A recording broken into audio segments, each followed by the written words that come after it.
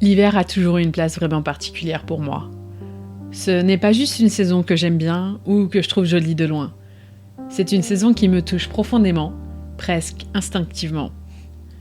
J'aime la neige, évidemment, pour les paysages qu'elle crée. Mais ce que j'aime encore plus, c'est ce qu'elle fait au quotidien. Quand il neige, tout ralentit. Les sons sont étouffés, les gestes deviennent plus prudents, plus lents. Même les gens semblent se déplacer autrement. Cette première grosse bordée de neige, dans mon quartier, je l'ai beaucoup observée. Les rues que je connais par cœur, transformées en quelques heures. Les voitures recouvertes de neige, les traces de pas qui apparaissent, puis disparaissent. La lumière qui devient plus douce, plus diffuse, presque ouatée. Quand il neige comme ça, j'ai l'impression que le monde accepte enfin de faire une pause. Comme si tout devenait un peu plus silencieux, un peu plus calme. Et sans vraiment m'en rendre compte, ça a réveillé quelque chose en moi. Une envie très simple, très calme, mais très claire. L'envie de peindre à nouveau. Ça faisait plusieurs mois que je n'avais presque pas touché mes pinceaux. Ils étaient là pourtant, pas très loin, toujours accessibles, mais sans que je trouve l'élan ou l'énergie de m'y remettre vraiment. Et cette tempête hivernale a été comme un déclic. Pas une grande décision, pas une promesse, juste une évidence. Celle de recommencer, doucement. Quand j'ai décidé de reprendre la peinture, j'ai assez vite compris que le plus important n'était pas ce que j'allais peindre, ni même le résultat final.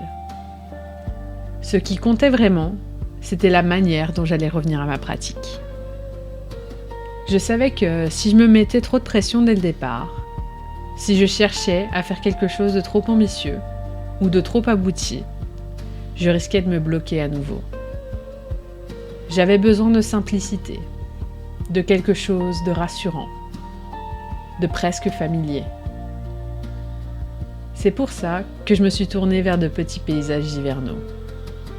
Des formats modestes, des scènes assez épurées, des paysages qui évoquent l'hiver sans chercher à raconter une grande histoire. J'ai passé pas mal de temps sur Pinterest, mais pas du tout dans une logique de recherche précise. Non, plutôt comme on feuillait un carnet d'images. Je regardais, je faisais défiler et je m'arrêtais quand une image me procurait quelque chose, du calme.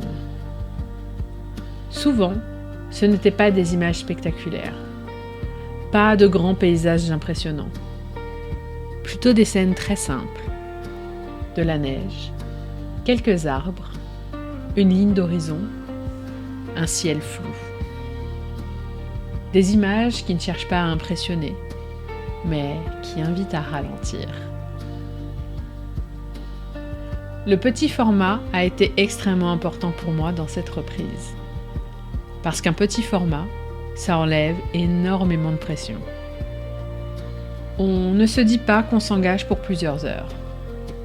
On ne se sent pas obligé de réussir. On se dit juste, je vais essayer.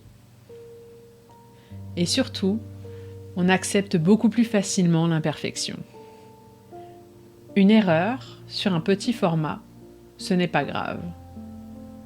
Un essai raté? Rien de dramatique. J'ai aussi fait un choix très conscient, celui de m'appuyer sur des œuvres existantes, peintes par d'autres artistes. Pendant longtemps, j'ai eu un rapport assez compliqué à cette idée. Comme si reproduire le travail de quelqu'un d'autre voulait dire manquer de créativité ou manquer de légitimité en tant qu'artiste. Aujourd'hui, je vois les choses complètement différemment.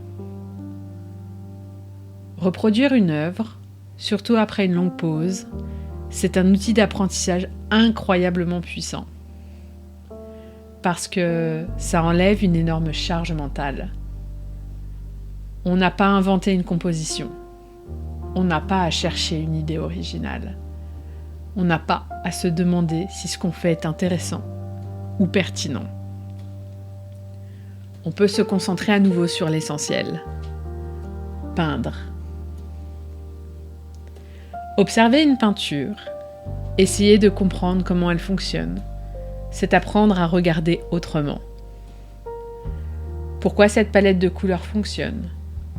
Pourquoi cette ambiance paraît froide, mais aussi apaisante? Pourquoi certains détails sont suggérés plutôt que dessinés? On apprend à voir ce qui est vraiment important dans une image. Et, de fait, ce qui peut aussi être laissé de côté. Ensuite, quand on peint, on interprète forcément. Même si on pense suivre fidèlement une référence, notre main fait des choix. Notre regard insiste sur certains éléments. Nos habitudes, elles ressortent. On simplifie différemment, on gère l'eau et les pigments autrement, on ressent autre chose. Et c'est exactement là que la peinture devient personnelle. Ce genre d'exercice développe énormément le regard, la compréhension des valeurs, la capacité à suggérer une ambiance avec peu d'éléments. Mais ça développe aussi quelque chose de très important. La confiance. Parce qu'on termine des choses, même petites, même imparfaites. Et après une longue période où on a peu peint, terminer une peinture, c'est parfois plus important que le résultat lui-même. Ces petites aquarelles n'ont jamais eu pour but d'être parfaites. Elles existent simplement pour me remettre en mouvement, pour me reconnecter au plaisir de peindre, pour me rappeler pourquoi j'aime ça.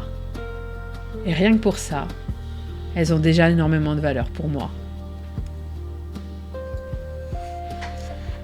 Depuis cet été, je suis dans une phase un peu particulière avec ma peinture. Je cherche un nouveau rythme, mais je ne suis pas encore certaine de sa forme. Pendant longtemps, j'ai associé la régularité à la discipline, à l'idée qu'il fallait produire souvent, publier régulièrement, avancer vite.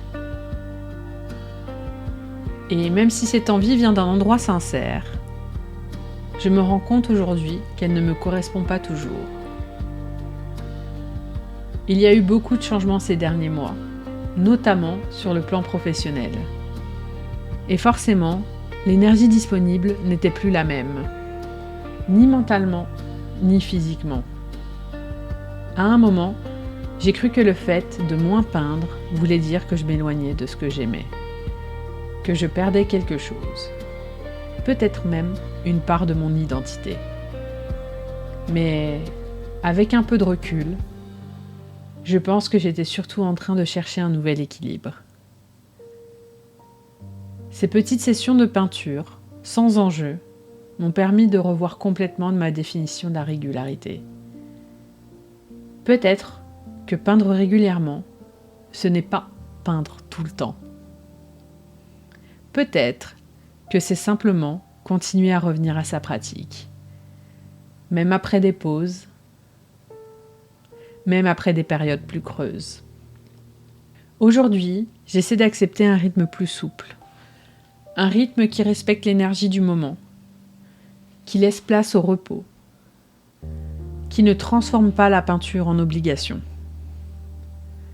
Petit à petit, je sens que l'envie revient.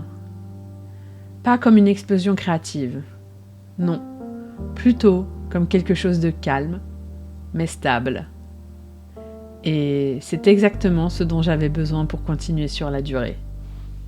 Cette vidéo, c'est la dernière de l'année. Et c'était important pour moi de prendre un moment pour vous remercier. Merci à celles et ceux qui me suivent, celles et ceux qui regardent mes vidéos, qui laissent un commentaire, un message, ou qui sont simplement là, en silence. Même quand je doute, même quand je ralentis, savoir que vous êtes là fait une vraie différence. 2025 a été une année très dense pour moi. J'ai voulu faire beaucoup de choses et surtout, j'ai voulu les faire vite. Avec le recul, je me rends compte que ce rythme n'était pas tenable. Pas sur la durée, pas dans le contexte dans lequel je vivais. Et ce n'est pas un échec, c'est juste un apprentissage. Pour 2026, j'ai envie de simplifier, de clarifier mes intentions. Peindre plus régulièrement, ça oui, mais sans pression. Publier une vidéo par mois, plutôt que toutes les 2 semaines.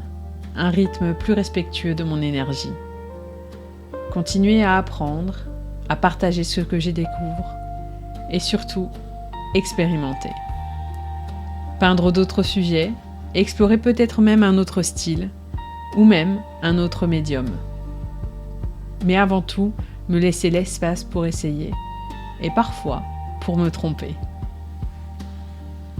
Si vous êtes encore là, à la fin de cette vidéo, merci sincèrement. Merci pour votre temps, pour votre présence. J'espère que cette vidéo vous aura offert un moment de calme ou simplement une petite pause.